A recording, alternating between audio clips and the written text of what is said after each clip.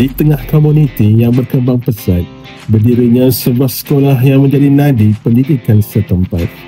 SK Datuk Kelana bukan sekadar tempat belajar, tetapi pusat membentuk karakter, mencungkil bakat dan memupuk jati diri. Setiap hari, ribuan langkah kecil melangkah masuk dengan harapan yang besar. Di balik pintu SK Datuk Kelana, lahirnya impian, keyakinan dan masa depan.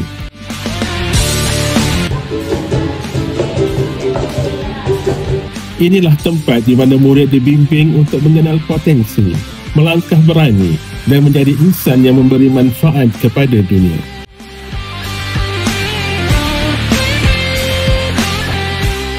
Misi kami jelas. Misi kami unggul untuk mencapai matlamat, melahirkan generasi yang berilmu, berakhlak dan berdaya saing dalam menghadapi cabaran dunia masa kini.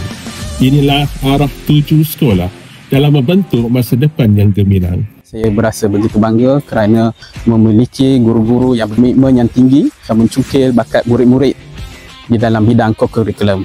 Saya juga bersyukur kerana dikelilingi oleh barisan pentadbir yang begitu memahami dan sentiasa memberi sokongan untuk aktiviti di luar bilik darjah. Murid-murid yang begitu bersungguh-sungguh untuk memastikan kejayaan co-curriculum diutamakan, HAM dititik beratkan dan co-curriculum dibitarakan.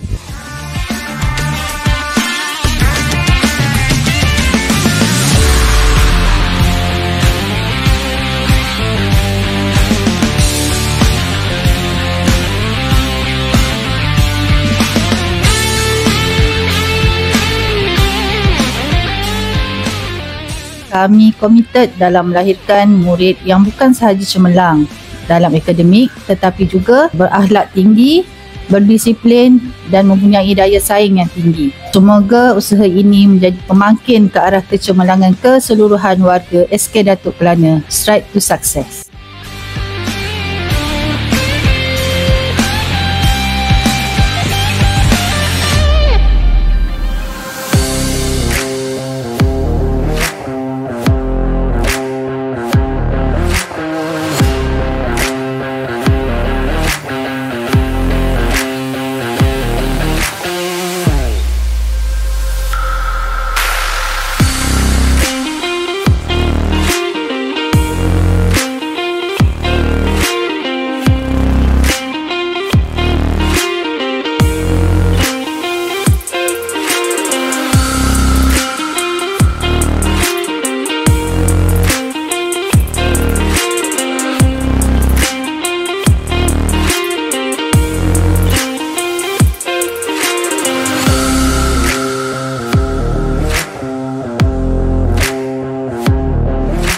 Jaringan yang dicipta oleh Datuk Kelana terdiri daripada pelbagai bidang, daripada kurikulum, HAM dan juga co-curriculum. Komitmen yang sangat hebat daripada guru, staf dan anak didik kita.